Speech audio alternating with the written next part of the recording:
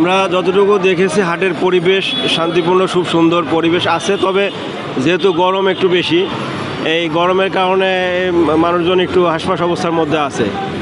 আর আমাদের সেবার ব্যাপারে বলতে গেলে আমরা প্রাণী সম্পদ অধিদপ্তর থেকে এখানে একটা ভেটেরিনারি মেডিকেল টিম আমরা কাজ করতেছি। আমাদের কাছে যেসব গরুর মালিক তারা গরু কোনো সমস্যা নিয়ে যদি আসে, কোনো অভিযোগ থাকলে আমরা সাথে সেটা অ্যাটেন্ড করি এবং আমরা প্রাথমিক চিকিৎসা সেবা দিয়ে থাকি। গরমে কী পরিমাণ অসুস্থ হয়েছে? হ্যাঁ, বেশ কিছু গরু গরমে এরকম তাদের শ্বাস প্রশ্বাসের গতি বাড়তেছে, এরকম সমস্যা হচ্ছে। আর তবে এর চাইতে আরেকটু উদ্বেগজনক হচ্ছে অনেক সময় গরু ওঠানো বা নামানোর সময় কিছু গরু আহত হয়। এই ধরনের ঘটনা আমরা দেখতে পাচ্ছি আর কি। আপনারা এখন পর্যন্ত কী পরিমাণ গরু বা পশু আপনারা সেবা দিয়েছেন এখান থেকে? আমরা গতকাল 23 তারিখ থেকে শুরু করে আগামী 26 তারিখ পর্যন্ত এই সেবা আমাদের চলমান থাকবে। তো এর মধ্যে আমরা গতকাল থেকে শুরু করে এ পর্যন্ত প্রায় শতাধিক গরুর আমরা চিকিৎসা সেবা দিয়েছি এবং এগুলো আমরা এখানে তাদেরকে ওষুধপত্র দিই এবং রেজিস্টার মেনটেন করে লিখে রাখি। সেপনিল প্রাণঘাতী জীবাণুদের বিরুদ্ধেও দারুণ কার্যকর। আমরা সরাসরি একটু আগেও আমরা কিছুক্ষণ আগেও দেখে আসলাম একটা গরু। যখনই আমরা ডাকছি আমরা যাচ্ছি। কত ধরনের মেডিসিন সার্ভিস দিচ্ছেন এখান থেকে? এখানে আসলে যেগুলা প্রাথমিক চিকিৎসার জন্য লাগে সব ধরনের ওষুধ তো আসলে দেওয়া সম্ভব না।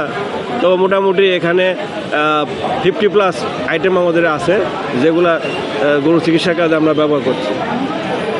গরমের কারণে গরু মারা গিয়েছে বা কোনো ধরনের বড় ধরনের সমস্যা হয়েছে এবং কোনো ঘটনা ঘটেছে?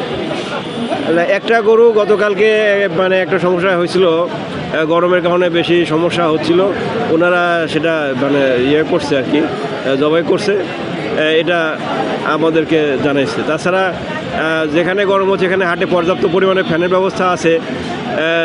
যদিও অনেক গরম বেশি, গায়ে পানি দেওয়ার ব্যবস্থা আছে। তো সমস্যা হলেও এটা এখানে ম্যানেজমেন্ট মোটামুটি ভালো আছে, খুব একটা ওই ধরনের বড় ধরনের সমস্যা নেই। এই তীব্র গরমে করণীয়টা কি আসলে?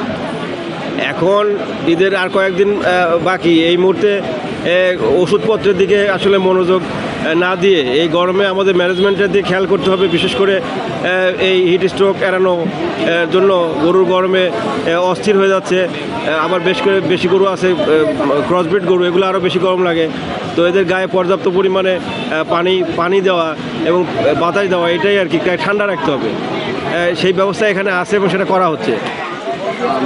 কিছু বিষয় হচ্ছে মোটা তাজা করার জন্য গরুকে বিভিন্ন ধরনের ওষুধ খাওয়ানো হয়, যেগুলো হচ্ছে শরীরের জন্য ক্ষতিকর, গরুর জন্য ক্ষতিকর। তো এইগুলো কি আপনারা বিভিন্ন ধরনের মনিটরিং করছেন?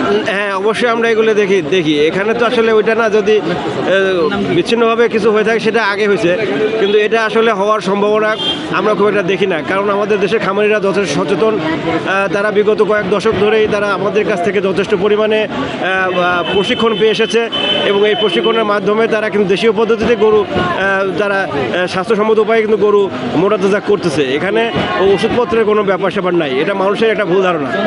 হ্যাঁ, ওষুধপত্র দিয়ে গরু আসলে ওইভাবে মোটাতাজা করা যায় না। খামারি এখন যথেষ্ট সচেতন, তাদেরকে এই ব্যাপারে যথেষ্ট আমরা ট্রেনিং দিয়েছি এবং তারা এই ব্যাপারে জানে।